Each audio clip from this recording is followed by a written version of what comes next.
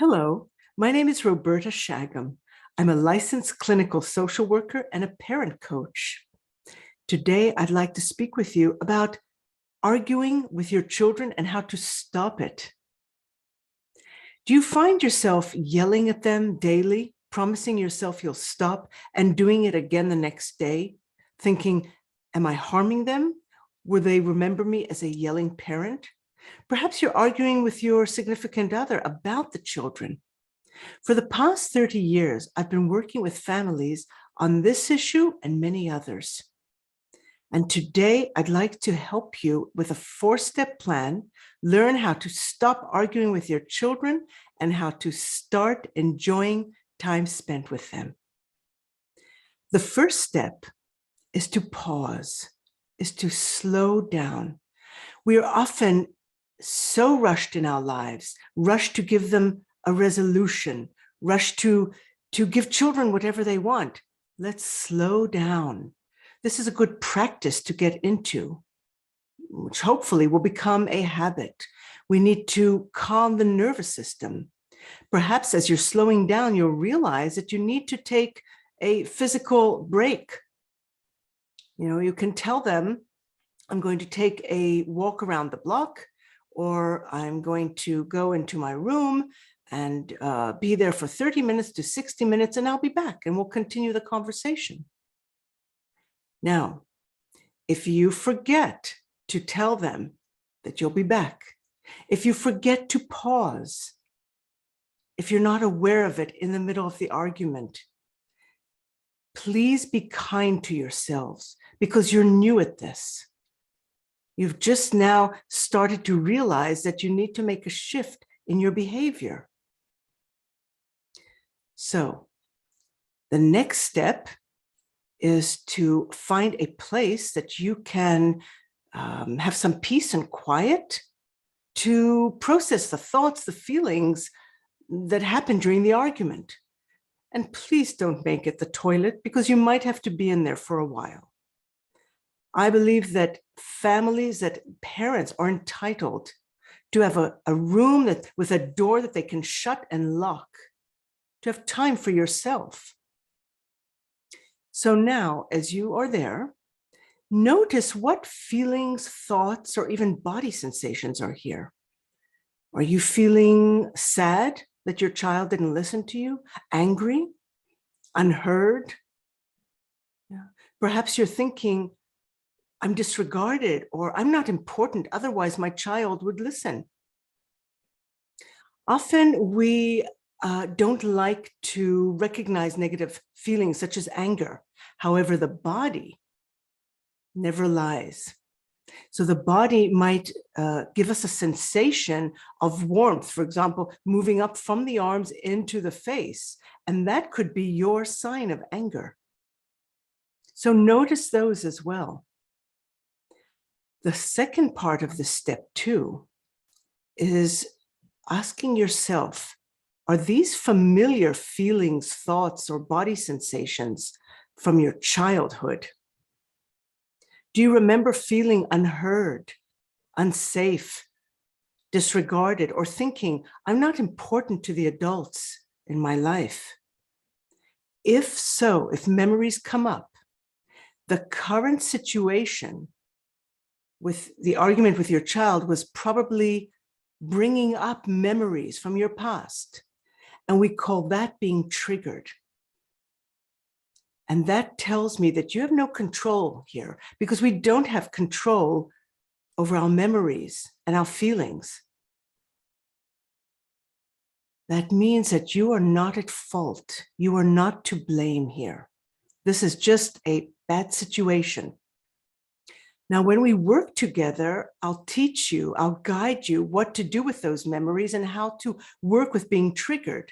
But for now, can you please just put them on the shelf and instead think and say to yourself, I can be a good parent because, and fill in the blank. For example, because I am caring. And I worry about our relationship. Therefore, I am trying to change it and I'm watching this video. Cut.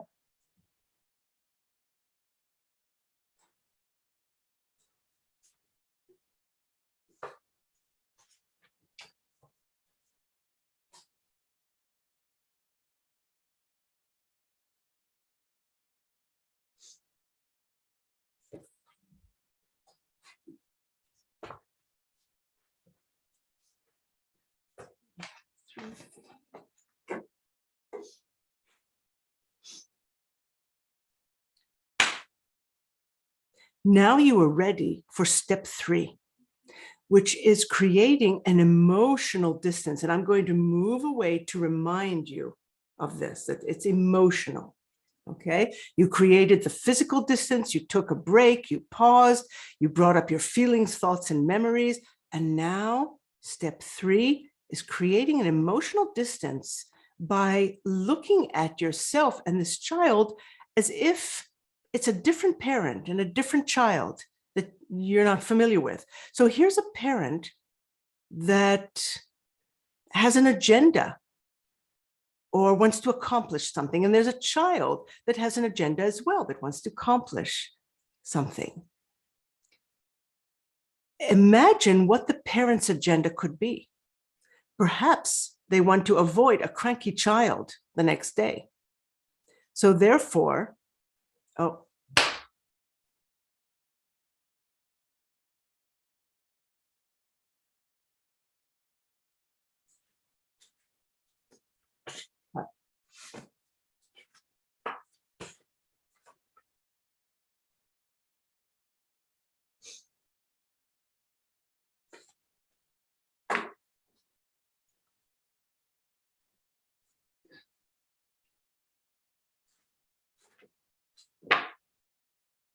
together we put on the shelf.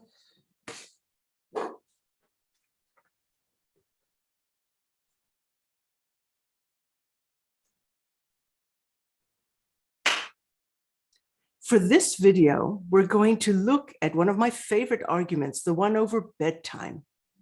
Now we move into step 3, creating a distance, an emotional distance, and between you and the argument. So I'm going to move away so that you remember this. We created a physical distance by taking some space from the argument. And this is an emotional one where you look at that parent and the child as if they're somebody that you're unfamiliar with, not yourself. So here's a parent that has an agenda or something to accomplish, and there's a child that has an agenda. So imagine what the parent wants. Now let's, so the argument with the,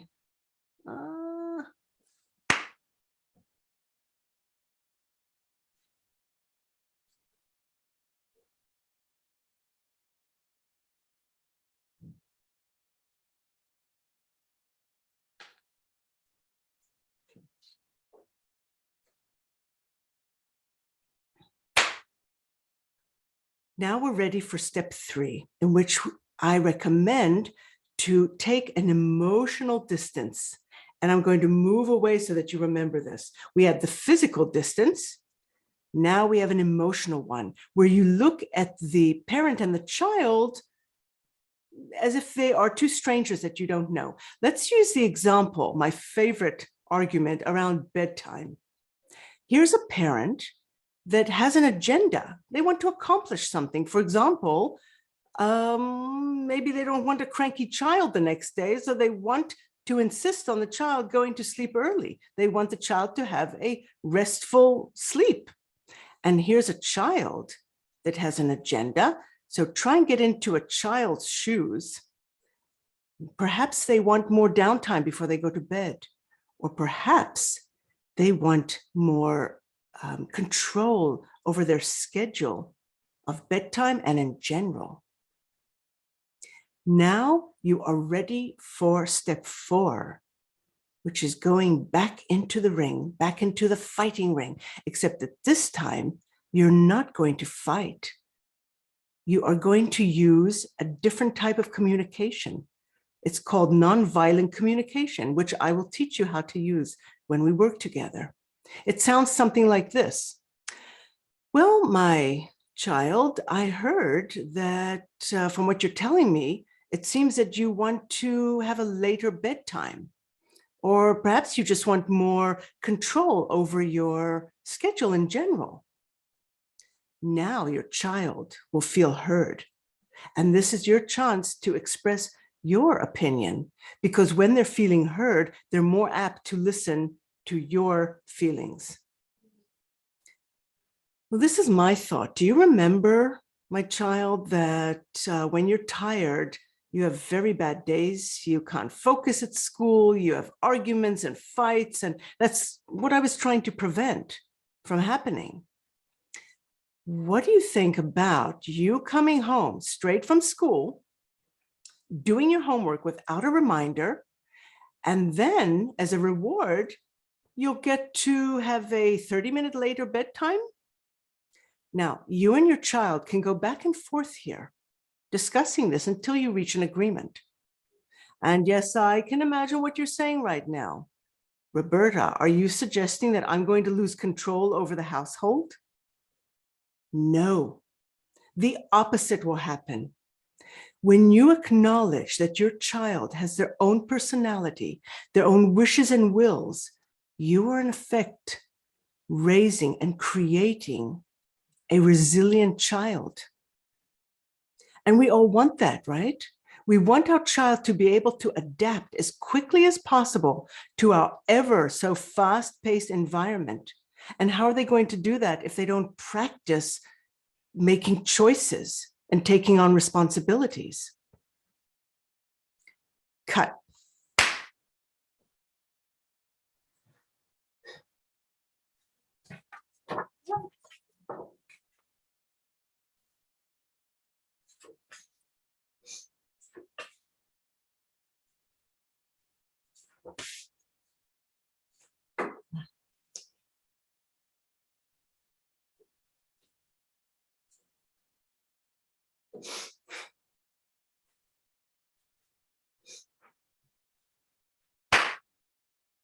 In addition, your decisions will be contingent upon their choices. Because if they come home from school and they don't do their homework right away, they don't get the extra bedtime.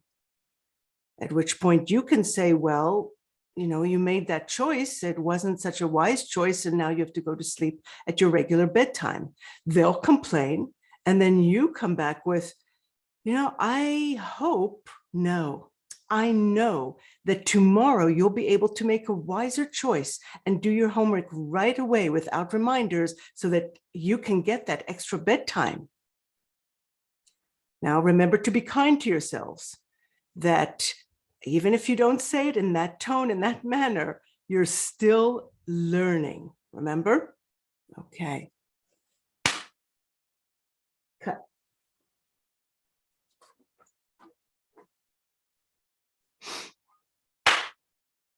This is just one way I work with families. I can help you make the changes you want, you know, in the dynamics or the behaviors.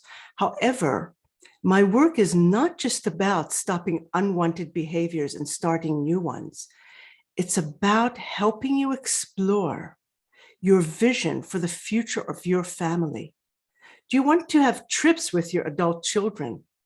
Do you want them to bring your grandchildren or your grandpuppies, whatever they may have, to visit you? If so, I recommend that you start working on the change now, because the later we wait to work with children to create a change, the harder it is, if at all possible. I provide virtual sessions, and you may reach me at the email below, shagammsw@icloud.com. Also, I welcome any feedback, ideas, doubts, disagreements you have to put in the right below, because that's how I grow and improve.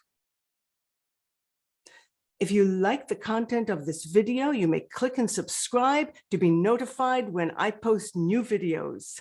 Yeah. However, don't hold your breath, because I'd rather be working with families such as yourselves than making these videos. Thanks for watching.